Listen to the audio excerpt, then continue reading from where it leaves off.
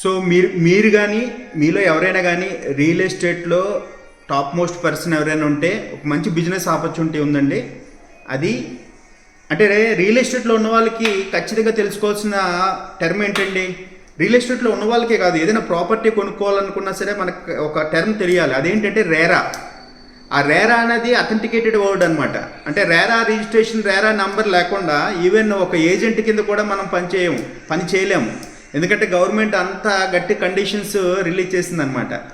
ఒక real estate agent అయినా, real estate company అయినా వాళ్ళకి రేరా నెంబర్ ఉండాలి. రియల్ ఎస్టేట్ ప్రాజెక్ట్ చేసే వాళ్ళకి కూడా రేరా నెంబర్ ఉండాలి. సో అటువంటి రేరా అనేది చాలా ఇంపార్టెంట్. అటువంటి దాని మీద మనం ఒక కంపెనీ లాంచ్ చేయడం జరిగిందండి. దాని పేరు రేరా న్యూస్. అంటే government authenticated RERA word, news అనేది మీడియా అనమాట. ఈ రెండు కూడా చాలా వాల్యుబులే. ఈ రెండింటిని మెర్జ్ చేసి రేరా న్యూస్ అని చెప్పేసి మనం పెట్టడం జరిగింది. దీనికి ఫర్మ్ రిజిస్ట్రేషన్ కూడా ఉంది అఫీషియల్గా. సో ఇది తెలంగాణ గవర్నమెంట్లో మనం ఫర్మ్ రిజిస్టర్ చేయడం జరిగింది. అయితే ఈ రేరా న్యూస్ అనే వెబ్సైట్, అంటే ఇది వెబ్సైట్ అన్నకన్నా ఒక పోర్టల్ అనమాట. సో ఇందులో ఏంటంటే రేరాకి సంబంధించిన ఏ కీవర్డ్ కొట్టినా సరే మీకు గూగుల్లో ఫస్ట్ ప్లేస్లో, రెండో ప్లేస్లో వస్తుంది.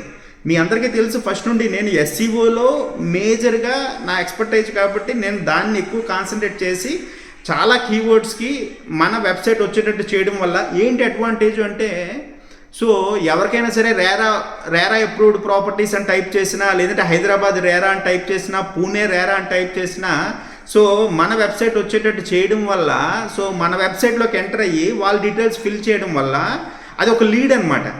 సో అటువంటి లీడ్ తెచ్చుకోవడానికి, అది జెన్యూన్ లీడ్. అంటే నాకు బెస్ట్ ప్రాపర్టీ కావాలి హైదరాబాద్లో అని ఎదుగుతున్నప్పుడు అది జెన్యూన్ లీడ్ అనమాట.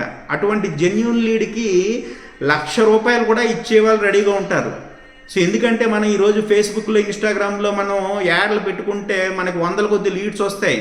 ప్రతి ఒక్కరు కూడా నేను చేయలేదంటాడు, నేను ఫిల్ చేయలేదంటాడు, నాకు ఇంట్రెస్ట్ లేదంటాడు. సో 100 లీడ్స్లో 90 అలాగే ఉంటాయి. సో కానీ మనకి గూగుల్ ద్వారా సెర్చ్ చేసి మన వెబ్సైట్లోకి వచ్చి మన ఫామ్ ఫిల్ చేశారంటే చాలా వాల్యుబుల్ అనమాట. అది ఆర్గానిక్ లీడ్ అనమాట. సో అటువంటి ఆర్గానిక్ లీడ్స్ జనరేట్ చేసే ఒక కంపెనీ అనేదే రేరా న్యూస్. సో దీన్ని బిజినెస్ మోడల్ ఏంటంటే, మీరు చాలా తెలివిగా వెళ్ళగలిగితే మొత్తం రియల్ ఎస్టేట్ ఇండస్ట్రీని, ఒక హైదరాబాదే కాదు, ఒక వేరే మెట్రో సిటీయే కాదు, మొత్తం త్రూఅవుట్ ఇండియా మొత్తాన్ని రియల్ ఎస్టేట్లో మీరు టాప్ మోస్ట్ పర్సన్ అవ్వడానికి 100% ఛాన్సెస్ ఉన్నాయి. కారణం ఏంటంటే మీకు ఆల్రెడీ చెప్పాను, గవర్నమెంట్, మీడియా రెండింటి కాంబినేషన్ అనమాట. సో రేరా.న్యూస్ మీరు ఒకసారి వెబ్సైట్ చూడండి, హడావుడు ఏమి ఉండదండి. కాకపోతే దాని బ్యాక్ ఎండ్, సో దాన్ని మన ఐడియాలజీ కానీ మనం చేసే, అంటే మీరు ఇప్పుడు రియల్ ఎస్టేట్ నాకు సంబంధం లేదు, మీరు రియల్ ఎస్టేట్, సో నా ఆలోచనని మీరు కరెక్ట్గా ఇంప్లిమెంట్ చేయగలిగే కెపాసిటీ మీకుంది. సో మీరు కాకపోతే ఏంటంటే ఇది రెగ్యులర్గా ఏదో చిన్న చితకగా చేద్దాం అనుకున్న వాళ్ళకి ఈ ప్రాజెక్ట్ వర్కౌట్ అవ్వదు. ఎందుకంటే అలాగైతే నేనే చేసేవాడిని. సో పెద్ద స్థాయిలో ఎక్కువ ఇన్వెస్ట్మెంట్స్ పెట్టుకొని, అంటే ఇది ఎవరికంటే రియల్ ఎస్టేట్లో కింగులు ఉంటారు కదా, అంటే నెంబర్ 1 టాప్ మోస్ట్ పర్సన్స్ ఉంటారు. అలాంటి వాళ్ళకి ఇది చేతికి అందిందంటే ఆ టాప్ మోస్ట్ పర్సన్ ఒక 10 రెట్లు పెరిగిపోతాడు అనమాట. సో ఇందులో అతిశయోక్తి అయితే లేదు. ఫర్ ఎగ్జాంపుల్ సబ్స్క్రిప్షన్ మోడల్ పెట్టచ్చు.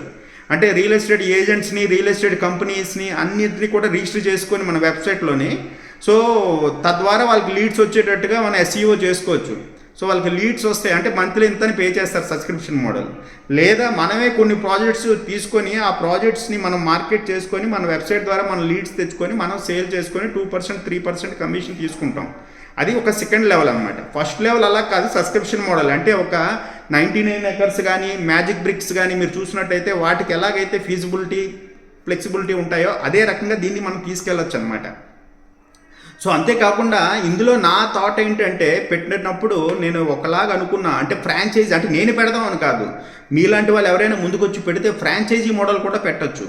అంటే ఆ పూణేలో రేరా గురించి అడుగుతారు, చెన్నైలో రేరా గురించి అడుగుతారు, ఢిల్లీలో రేరా గురించి అడుగుతారు. ఒక హైదరాబాదు, విజయవాడ, వైజాగ్లోనే కాదు.